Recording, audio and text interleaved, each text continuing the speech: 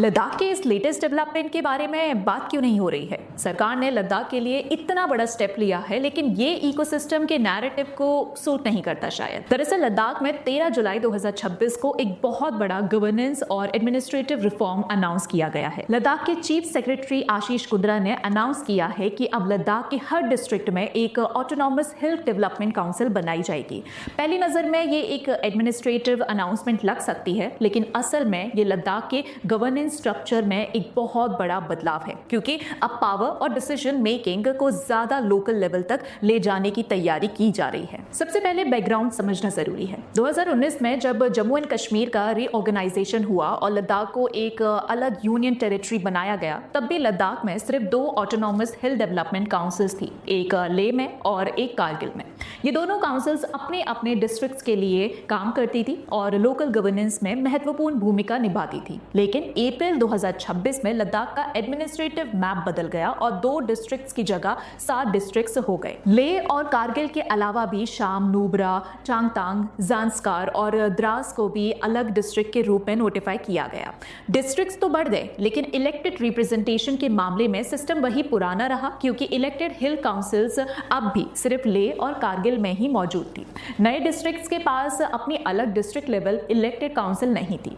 इसी सिचुएशन को बदलने के लिए अब गवर्नमेंट ने अनाउंस किया है कि लद्दाख के 7 डिस्ट्रिक्ट्स में ऑटोनॉमस हिल डेवलपमेंट काउंसिल्स बनाई जाएंगी। इसका मतलब ये है कि अब लद्दाख का हर डिस्ट्रिक्ट अपनी इलेक्टेड काउंसिल रखेगा, जो उस डिस्ट्रिक्ट के लोगों के प्रति जवाबदेह होगी और उस डिस्ट्रिक्ट के विकास और गवर्नेंस से जुड़ कई महत्वपूर्ण फैसलों में भागीदारी करेगी। सबसे महत्वपूर्ण बात यह है कि गवर्नमेंट ने साफ किया है कि नए डिस्ट्रिक्ट्स को कोई कमजोर या लिमिटेड पावर्स वाली काउंसिल नहीं दी जाएगी। जो पावर्स लेह हिल काउंसिल को 1995 से और कारगिल हिल काउंसिल को 2003 से मिलती आई हैं, वही पावर्स नए डिस्ट्रिक्ट्स को भी दी जाएगी। यानी शाम, नुब्रा, चांगतांग, ज़ांस्कार और द्रास को भी वही अधिकार मिलेंगे जो पहले से लेह और कारगिल के पास हैं। अब सवाल आता है कि इन काउंसिल्स के पास आखिर पावर्स क्या होंगी? सबसे पहला और सबसे महत्वपूर्ण क्षेत्र लैंड से जुड़ा हुआ है। हिल काउंसिल्स को डिस्ट्रिक्ट्स के अंदर लैंड ओनरशिप और लैंड अलॉटमेंट से जुड़े अधिकार प्राप्त होते हैं। इसका मतलब ये है कि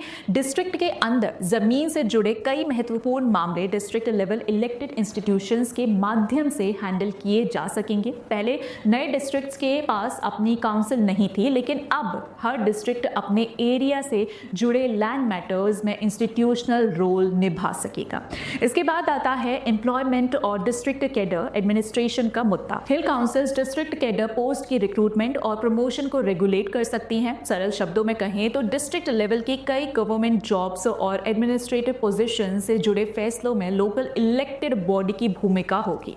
इससे डिस्ट्रिक्ट के अंदर गवर्नेंस और एडमिनिस्ट्रेशन को लोकल रियलिटीज के हिसाब से चलाने में मदद मिलेगी। फाइनेंशियल पावर्स भी इस रिफॉर्म का एक बहुत बड़ा हिस्सा है। हर हिल काउंसिल का अपना काउंसिल फंड होगा। काउंसिल्स टैक्सेस और फीस लेवी कर सकती है और अपने फाइनेंशियल रिसोर्सेस जनरेट कर सकती है। इसका मतलब ये है कि हर डिस्ट्रिक्ट के पास सिर्फ एडमिनिस्ट्रेटिव अथॉरिटी ही नहीं होगी, बल्कि अपने डेवलपमेंट गोल्स को सपोर्ट करने के लिए एक फाइनेंशियल बेस भी होगा। जब किसी डिस्ट्रिक्ट के पास अपना फंड और रेवेन्यू मैकेनिज्म होता है, तो लोकल प्रायोरिटीज के हिसाब से प्रोजेक्ट्स और वेलफेयर इनिशिएटिव्स को इंप्लीमेंट करना और भी आसान हो जाता है। डेवलपमेंट प्लानिंग के मामले में भी ये अनाउंसमेंट काफी महत्वपूर्ण है।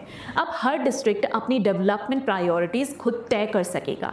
लद्दाख के अलग अलग हिस्सों की ज़रूरतें अलग हैं। नुब्रा की चैलेंजेस और अपॉर्चुनिटीज़ अलग हैं, चांगतांग की अलग हैं, ज़ांस्कार की अलग हैं और द्रास की अलग। अब हर डिस्ट्रिक्ट की इलेक्टेड काउंसिल अपने एरिया की ज्योग्राफिकल, सोशल और इकोनॉमिक रियलिटीज़ को ध्यान में रखकर डेवलपमेंट प्लान्स बना सकेगी।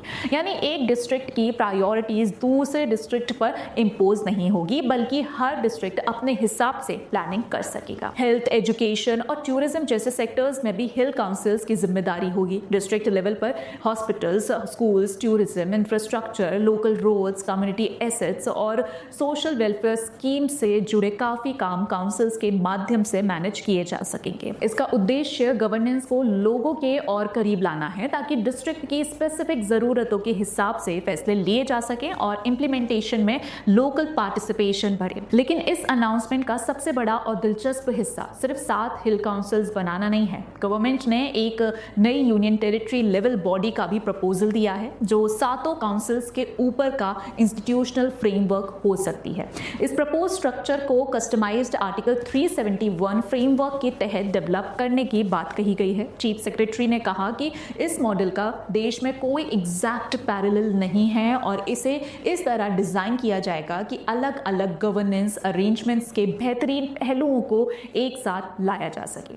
Proposed union territory level body को लेजिस्लेटिव, एग्जीक्यूटिव, फाइनेंशियल और एडमिनिस्ट्रेटिव पावर्स देने की बात कही गई है। इसका मतलब ये है कि फ्यूचर में लद्दाख के पास सिर्फ डिस्ट्रिक्ट लेवल इलेक्टेड इंस्टीट्यूशंस ही नहीं होंगे बल्कि पूरे यूनियन टेरिटरी के लेवल पर भी एक स्ट्रक्चर्ड गवर्नेंस फ्रेमवर्क होगा जो लद्दाख के समग्र हितों और पॉलिसीज पर काम कर सकेगा। इस बॉडी का एग्जैक्ट स्ट्रक्चर, पावर्स और फंक्शनिंग कैसे होगी ये लद्दाख के रिप्रेजेंटेटिव्स और गवर्नमेंट ऑफ इंडिया के बीच कंसल्टेशन के बाद फाइनल किया जाएगा। लेकिन गवर्नमेंट ने यह साफ कर दिया है कि 7 ऑटोनॉमस हिल डेवलपमेंट काउंसिल्स इस नए फ्रेमवर्क का पहला और सबसे कॉन्क्रीट कदम होगी। साथ ही पंचायती राज इंस्टीट्यूशंस भी पहले की तरह काम करती रहेंगी, यानी विलेज लेवल पर पंचायत बनी रहेंगी, डिस्ट्रिक्ट लेवल पर ऑटोनॉमस हिल डेवलपमेंट काउंसिल्स होगी और पूरे लद्दाख के लिए एक proposed union territory level body होगी। इस तरह लद्दाख में गवर्नेंस का एक मल्टी लेयर्ड स्ट्रक्चर डेवलप किया जाएगा जहां